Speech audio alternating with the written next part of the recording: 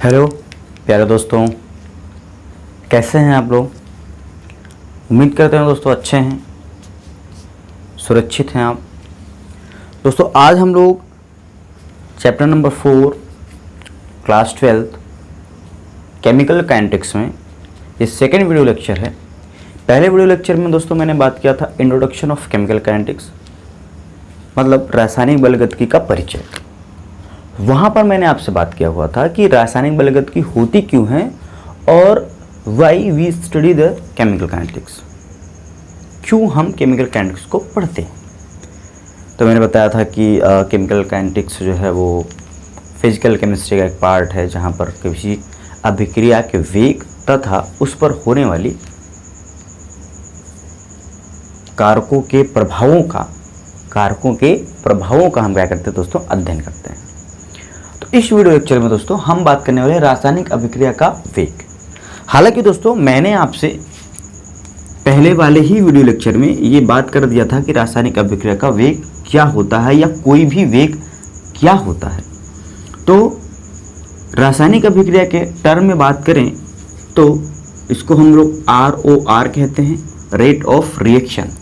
Rate of reaction को दो तरह से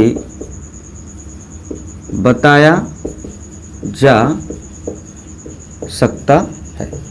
रेट ऑफ रिएक्शन को कितनी तरह से बताया जा सकता है दोस्तों? दो तरह से। एक आपका होता है अभिकारक के संबंध में और दूसरा होता है उत्पाद के संबंध में। ठीक है दोस्तों, रासायनिक अभिक्रिया के अंतर्गत दो चीजें होती भी हैं, एक अभिकारक और एक उत्पाद। उसी तरीके से रासायनिक अभिक्रिया के दर को अपन दो तरह से डिफाइन भी कर सकते हैं, एक अभिकारक के रिस्पेक्ट में और एक उत्पाद के संबंध में। तो दोस्तों आप जरा ध्यान दीजिएगा, मैंने वेग के लिए आपको इतना बताया था कि कभी भी वेग जो है वो अभिकारक की सांद्रता पर निर्भर करता है। वेग अभिकारक के रिस्पेक्ट में समय के साथ घटता है और उत्पाद के रिस्पेक्ट में समय के साथ बढ़ता है। इसके लिए हम लोगों ने ग्राफ भी खींचा हुआ था, आपको याद होगा। यहाँ हम लोगों ने लिया हुआ था समय और यहाँ पर अभिकारक। ठीक है दोस्तों, तो ये कुछ इस तरीके से मामला आया था और यहाँ पर हम लोगों ने लिया था समय और यहाँ पर लिया था उत्पाद। तो इसका कुछ इस तरीके से ग्राफ हमको देखने के लिए मिला था दोस्तों। तो इन सब बातों में फिर रेट ऑफ रिएक्शन के लिए अगर बात करें तो रेट ऑफ रिएक्शन की बात करें तो अभिक्रिया की गति समय, तो समय के साथ अभिक्रिया की गति क्या होती है दोस्तों? कम होती है, क्योंकि समय के साथ अभिक्रिया की सांद्रता क्या होती है?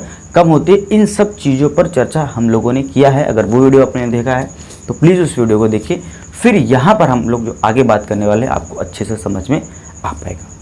ठीक है दोस्तों, चलिए तो दोस्तों देखिएगा, यहाँ पे हम लोग अभिक्रिया का वेग जो है, अभिक्रिया का वेग हम लोग दो तरह से प्रदर्शित करते हैं। पहला हमारा तरीका है, पहला तरीका है औसत वेग का। औसत वेग,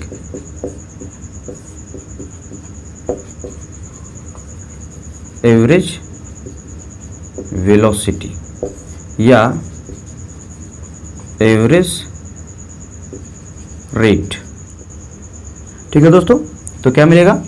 एक आपका मिलेगा एवरेज वेलोसिटी या इसी को हम लोग क्या बोलते हैं? एवरेज रेट बोलते हैं। क्या बोलते हैं? Average rate. तो दोस्तों औसत वेग क्या होता है? औसत वेग के बारे में यदि ध्यान से हम लोग समझें, केमिस्ट्री की बात को मारो गोली, आप सामान्य भाषा में समझो तो एवरेज वेलोसिटी क्या होता है? जैसे किसी बस के ऊपर आपने लिखा होगा 40 किलोमीटर पर आवर्स, औसत वेग 40 किलोमीटर प्रति आवर्स मतलब 40 किलोमीटर प्रति घंटा। किसी पे आपने 60 किलोमीटर प्रति घंटा लिखा होगा, तो ये उसकी एवरेज वेलोसिटी है। इसका मतलब जब बस चालू हुई होगी चलना, तो कहीं उसने ब्रेक मारा होगा, कहीं ज़्यादा स्पीड में गया होगा, कहीं कम में गया होगा, लेकिन उसकी एवरेज स्पीड जो होती है वो कितनी होती है? 40 किलोमीटर प्रति घंटा। तो दोस्तों जैसे ही कोई भी व्हीकल चलना शुरू होती है उसके शुरू से और 1 घंटा चलने के बाद का जो स्पीड हम लोग मेज़र करते हैं, एक टाइम पीरियड लॉन्ग होता है, ड्यूरेशन ज़्यादा होती है, तो ऐसे स्पीड को हम लोग एवरेज स्पीड कहते हैं। ऐसे ही हम लोगों ने अभिक्रिया को स्टार्ट किया और 1 घंटे बाद अभिक्रिया की क्या स्पीड, किस स्पीड से चली, उस स्पीड को हम लोग क्या कहते हैं, औसत वेग कहते हैं। मतलब एक निश्चित समय अंतराल में अभिक्रिया के वेग को औसत वेग कहते हैं। और अभिक्रिया का वेग क्या होता है? अभिक्रिया का वेग क्या होता है? सांद्रता में, उत्पाद या अभिकारक की सांद्रता में परिवर्तन बटे समय अंतराल। बोलो, कल मैंने इस पर चर्चा किया था आपको। अभिक्रिया का वेग बराबर अभिकारक या उत्पाद की सांद्रता में परिवर्तन बटे समय अंतराल, ये मैंने चर्चा किया था आपसे। अब अभिक्रिया का वेग मैं बता रहा हूँ 2 प्रकार से हम रिप्रेजेंट कर सकते हैं। एक हमारा है औसत वेग और एक है तात्क्षणिक वेग या इंस्टेंटेनियस रेट।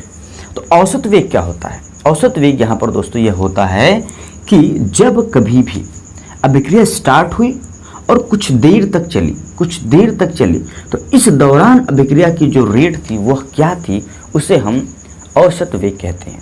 तो इसको डिफाइन करने के लिए दोस्तों क्या बोलते हैं कि निश्चित समय अंतराल में, है ना,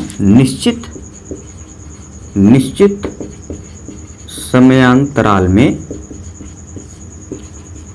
अभिक्रिया का वेग औसत वेग कहलाता है। ठीक है दोस्तों, तो जैसे यहाँ पर हमने क्या किया, निश्चित समय अंतराल में अभिक्रिया का वेग क्या कहलाता है, औसत वेग कहलाता है। जैसे हमने एक रिएक्शन पकड़ ली R converted into product, reactant है ये कोई, और एक इसमें कन्वर्ट हो रहा है, प्रोडक्ट में कन्वर्ट हो रहा है। तो हम 2 निश्चित समय अंतरालों के बीच जब कभी भी अभिक्रिया का वेग निकालेंगे तो वो औसत वेग होगा। जैसे एक हो गया ये समय और एक हो गया ये समय, एक हो गया ये समय, एक हो गया ये समय और एक हो गया दोस्तों ये समय। अब आप ध्यान दीजिएगा, इस समय को हम T1 मान लेते हैं, इसको T2 मान लेते हैं। तो इस समय पर जो सांद्रता होगी रिएक्टेंट की वो R1 होगी और इसकी R2 होगी। प्रोडक्ट की सांद्रता की बात करें तो ये P1 होगी और ये क्या होगी दोस्तों, P2 होगी। तो इनका जब डिफरेंस निकालेंगे, एवरेज निकालेंगे, तो हम क्या लिखेंगे, delta T, delta R, delta P। कैसे लिखेंगे आइएगा देखते हैं। जब हम किसी एक निश्चित समय में लेंगे, मान लीजिए हमने 10 मिनट और 20 मिनट, इस समय अंतराल के बीच हम अभिक्रिया का औसत वेग मेजर करना चाहते हैं, बताना चाहते हैं। तो दोस्तों होगा क्या कि हम इसको T1 मान लेंगे, ये हमारा क्या होगा, T2 होगा। इस समय हमारी सांद्रता को हम क्या मानेंगे, R1 मानेंगे, रिएक्टेंट की सांद्रता को, और इस पर क्या होगी, R2 होगी। इस समय कुछ प्रोडक्ट बना होगा, उसकी सांद्रता को हम P1 मानेंगे और इस समय क्या हम मानेंगे, हम P2 मानेंगे। तो इसको हम दोस्तों, इसको हम लोग डेल्टा T लिखेंगे तो क्या लिखेंगे, T2 minus T1। Delta R लिखेंगे तो क्या लिखेंगे दोस्तों, R2 माइनस R1। और डेल्टा P लिखेंगे तो क्या लिखेंगे दोस्तों, P2 माइनस P1। ये आपको बात समझ में आ रही है दोस्तों, इसमें कोई दिक्कत की बात नहीं है। अब यहाँ पर ध्यान देना है कि हम जब एवरेज वेग निकालते हैं, एवरेज वेग मतलब औसत वेग निकालते हैं, तो इस तरीके की स्थितियाँ बनती हैं। 2 समय अंतरालों के बीच हम क्या कर रहे हैं, औसत वेग निकाल रहे हैं। उस स्थिति में दोस्तों प्रारंभ में क्या होता है, रिएक्टेंट होता है 100%। प्रारंभ में रिएक्टेंट क्या होता है, 100% होता है। समय के साथ रिएक्टेंट की मात्रा में क्या आती है, कमी आती है, और समय के साथ प्रोडक्ट की मात्रा में क्या होती है दोस्तों, वृद्धि होती है। समय के साथ रिएक्टेंट के मात्रा में क्या होती है दोस्तों, कमी आती है, क्योंकि रिएक्टेंट खर्च होगा तभी प्रोडक्ट बनेगा। जितनी मात्रा में ये खर्च होता है ये इतनी मात्रा में बनता है, इस बात को बार बार बताया गया है। तो यहाँ पर प्रोडक्ट में क्या होगी दोस्तों, आपकी वृद्धि होती है समय के साथ। तो जो डेल्टा आर का मान आता है दोस्तों, जो डेल्टा आर का मान हमारे सामने निकल कर आता है, वह मान कहीं ना कहीं आपको यहाँ पे जो R2 और R1 का मान दोस्तों आएगा हमारे पास, वो कैसा आएगा, निगेटिव आएगा। बोलो कैसा आएगा, निगेटिव आएगा। ज़रा ध्यान से हम लोग सोचे इस बात को, तो हमेशा हम लोग का जो मान आएगा वो कैसा आएगा दोस्तों, निगेटिव आएगा। क्यों निगेटिव आएगा? क्योंकि R2 का मान क्या होगा, R2 का मान छोटा होगा। R2 का मान यहाँ से छोटा होगा क्योंकि समय के साथ अभिकारक की सांद्रता क्या हो गई थी, कम हो गई थी। तो R2 का मान छोटा होगा और इसका मान बड़ा होगा। तो छोटे में से बड़े को घटाएंगे तो क्या आ जाएगा, माइनस आ जाएगा। तो इस माइनस को ख़त्म करने के लिए हम इसके आगे माइनस लगा देते हैं। तो इसको लिखेंगे कैसे, देखिएगा दोस्तों, इसको लिखने के लिए हम लोग क्या करते हैं, इस तरीके से लिखते हैं कि R एवरेज, है ना, R एवरेज इस तरीके से लिखते हैं, या आप इस तरीके से लिखो R एवरेज बराबर, या औसत वेग बराबर क्या हो जाता है कि डेल्टा R बटे डेल्टा T। क्योंकि मैंने आपको बताया था अभिक्रिया का वेग क्या होता है, सांद्रता में परिवर्तन बटे समय अंतराल। और सांद्रता में परिवर्तन वह किसके, अभिकारक के संबंध में, अभिकारक के रिस्पेक्ट में भी हो सकता है और उत्पाद के रिस्पेक्ट में भी हो सकता है। तो अभिकारक के रिस्पेक्ट में जब अपन लोग लिखेंगे तो क्या लिख सकते हैं, डेल्टा R बटे डेल्टा T।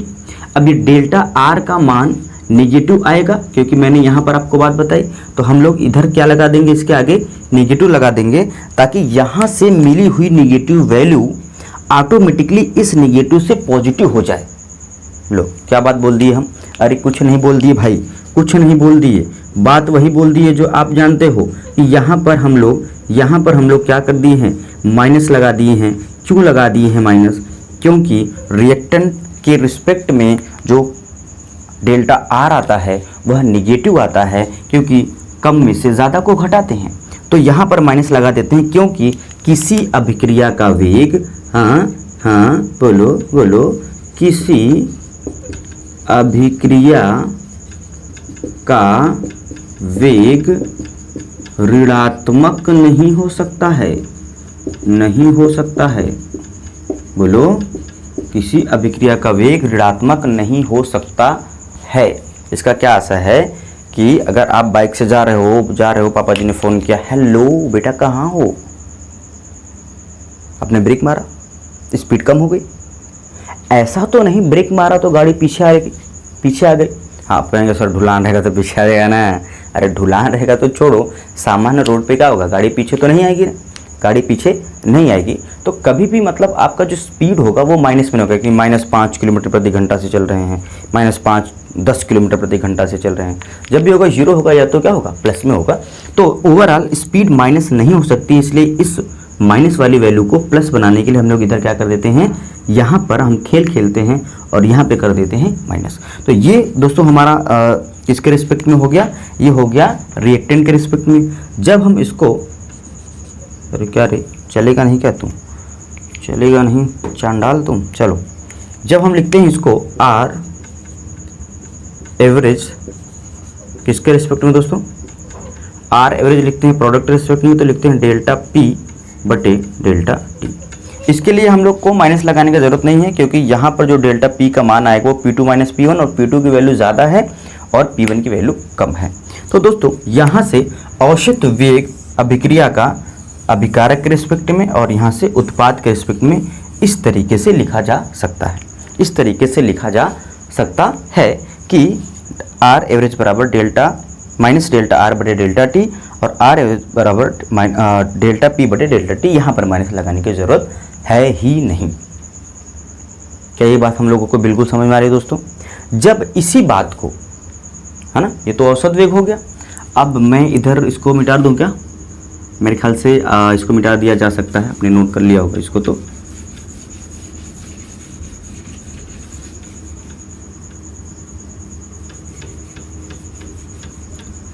चलिए दोस्तों, अब हम लोग दूसरे वेग की बात करते हैं, इसको कहते हैं तात्क्षणिक वेग।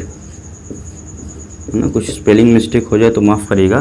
तात्क्षणिक वेग जिसको बोलते हैं इंस्टैंटेनियस रेट। तात्क्षणिक वेग बड़ा खतरनाक नाम है ना, साउथ का अन्ना में, साउथ के अन्ना की तरह है ना।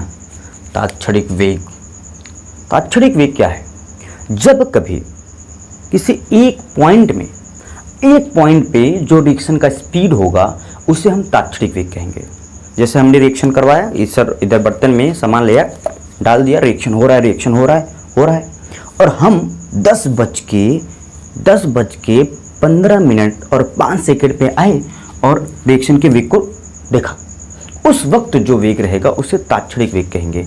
मतलब कह सकते हैं कि तात्क्षणिक वेग क्या है, किसी निश्चित क्षण पर, अब क्षण लोहा वाला ना छेड़, लोहा वाला क्षण नहीं समझना है, किसी निश्चित क्षण पर मतलब मोमेंट पे, किसी निश्चित क्षण पर अभिक्रिया का वेग क्या कहलाता है, तात्क्षणिक वेग कहलाता है। तो क्या लिख सकते हैं इसको कि किसी निश्चित क्षण पर अभिक्रिया का वेग तात्क्षणिक वेग कहलाता है। किसी निश्चित क्षण पर अभिक्रिया का वेग क्या कहलाता है दोस्तों, तात्क्षणिक वेग कहलाता है। तो तात्क्षणिक वेग मतलब समय अंतराल बहुत कम है ना, समय अंतराल बहुत कम है। जैसे आप जा रहे हो, पापा ने फोन किया, बेटा कितनी स्पीड से जा रहे हो, आपने बोला बच्चा पापा 50 में जा रहे हैं, 50 की स्पीड से जा रहे हैं। तो जो पापा का आपने जब फोन आया और वो स्पीड आपने बताया, वही तात्क्षणिक वेग है। और आपने कहीं रिश्तेदारी गया, आपने गया फिर आया, फिर आपने पूछा बेटा कितनी स्पीड से गए थे, तो आपने कहा बाबा यही कोई 40-45 की स्पीड से गए थे। वो वाला क्या है, वो वाला दोस्तों एवरेज स्पीड है, लेकिन तुरंत का तुरंत जो स्पीड बताया वो क्या है, तात्क्षणिक स्पीड है। तो यहाँ से डेल्टा टी का मान क्या होता है, टेंडिंग टू 0 हो जाता है। डेल्टा टी का मान 0 हो जाता है, मतलब समय अंतराल क्या है, बहुत ही कम हो जाता है। तो ऐसे में बड़का वाला डेल्टा कन्वर्ट हो जाता है छोटके वाले डेल्टा में। यह भी डेल्टा है, लेकिन यह सूक्ष्म समय के लिए कहा जाता है और ये अधिक समय के लिए कहा जाता है। मतलब बड़कवा कन्वर्ट हो जाता है छोटका में जब समय अंतराल हो जाता है कम। तो दोस्तों इसी बात को यहाँ पे हम लोग किस तरीके से लिख देते हैं, देखिए R इंस्टेंटेनियस बराबर क्या हो जाता है दोस्तों, माइनस डी R बटे dt, और ये हो जाएगा दोस्तों माइनस डी पी बटे dt। ये हमारा अब जो है तात्क्षणिक वेग के लिए इक्वेशन आ जाएगा।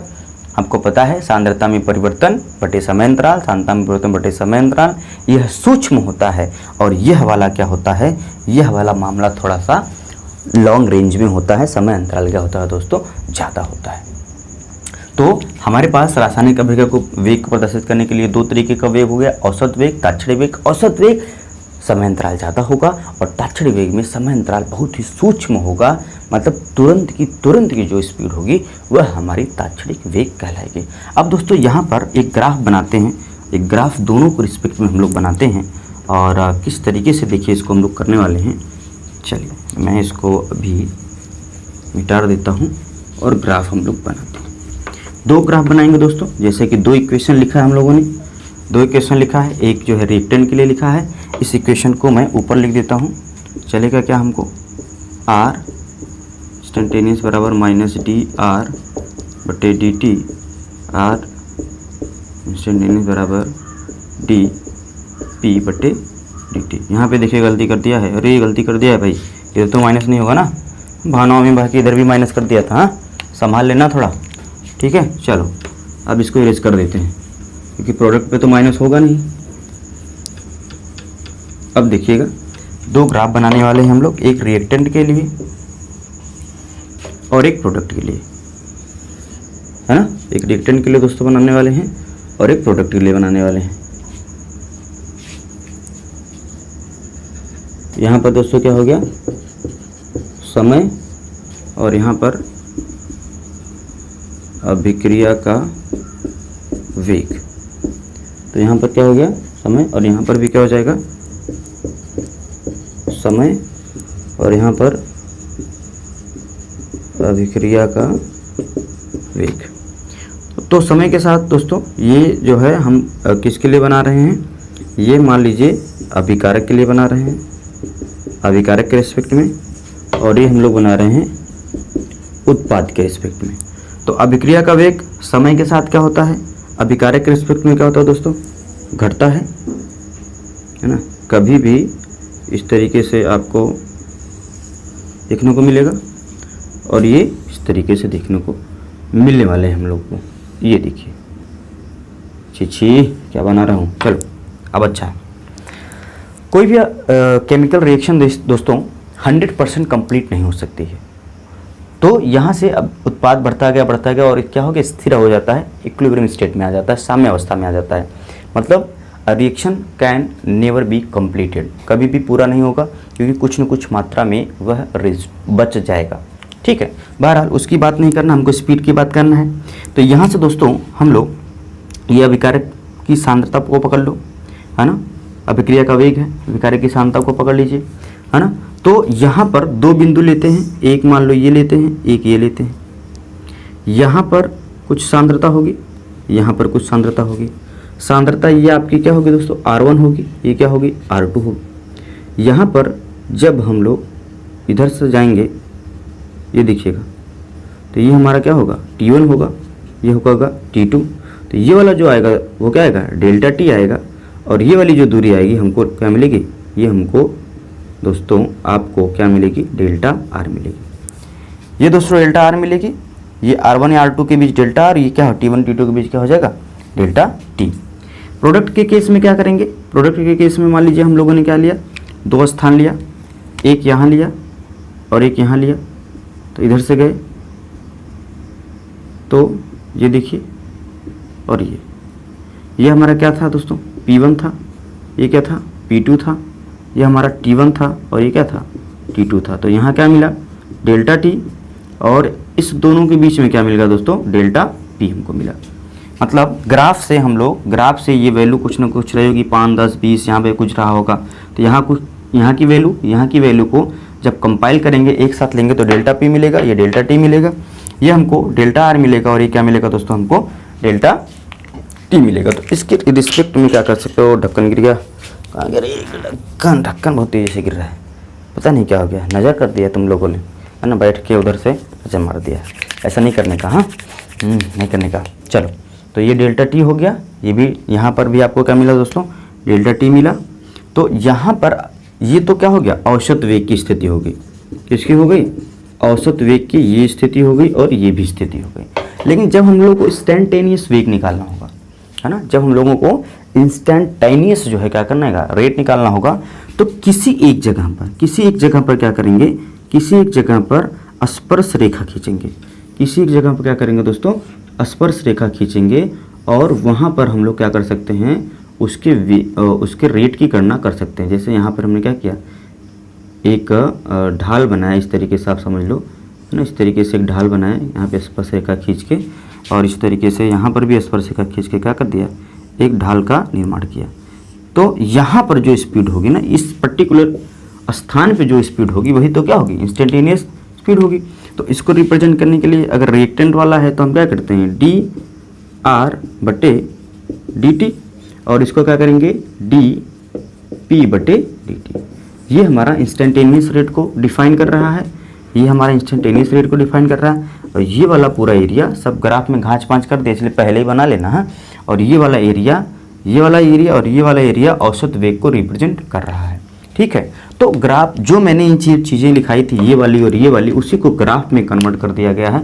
और दोस्तों कुछ भी नहीं है, कोई भी बात यहाँ पे मैंने नई आपके सामने नहीं लिखी है दोस्तों, कि किस तरीके से आपको T1 T2 और P1 P2 के बीच रिलेशन मिला। हमने दो स्थान लिया, R1 R2 तो डेल्टा R मिला, T1 T2 तो डेल्टा T मिला, P1 P2 लिया तो डेल्टा P मिला, डेल्टा T मिला। इसको हम लोग इंस्टेंटेनियस रेट में इस तरीके से रिप्रेजेंट कर सकते हैं। और एवरेज रेट में दोस्तों हम लोग क्या कर सकते हैं, इस तरीके से रिप्रेजेंट कर सकते हैं। तो मतलब एवरेज रेट लिखना होगा तो इसी का क्या लिखेंगे दोस्तों, एवरेज रेट लिखना होगा ROR, मतलब रिएक्शन का रेट, एवरेज रेट लिखना होगा तो लिखेंगे माइनस डेल्टा R/डेल्टा T लिख देंगे। ये स्थिति हमारे सामने दोस्तों बनेगी। और इसके लिए लिखना होगा ROR एवरेज वाला, तो क्या लिखेंगे, डेल्टा P/डेल्टा T।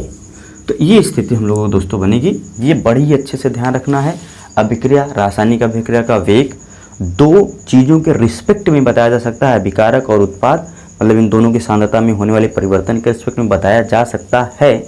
और औसत मतलब अभिक्रिया का वेग दो प्रकार का होता है ना, वो दो तरह से बताया जा सकता है, वो अलग चीज़ हो गया, हाँ कन्फ्यूज जाने का नहीं, दो तरह से हो सकता है। और यह दो प्रकार का होता है अभिक्रिया का वेग, एक तो होता है औसत वेग और एक ताक्षणिक वेग, मतलब एवरेज वेग और इंस्टेंटेनियस रेट। एवरेज वेग को इस तरीके से प्रदर्शित करते हैं मित्रों, और इंस्टेंटेनियस वेग को इस तरीके से प्रदर्शित करते हैं। ठीक है, यहीं पर वीडियो लेक्चर को करते हैं समाप्त। मिलते हैं नेक्स्ट वीडियो लेक्चर में कुछ तड़कते भड़कते कॉन्सेप्ट के साथ, और वहाँ पे आपको सिखाएंगे कि कैसे चुटकियों में आप किसी अभिक्रिया का वेग संतुलित या कैलकुलेट कर सकते हैं। Till then bye bye, thank you.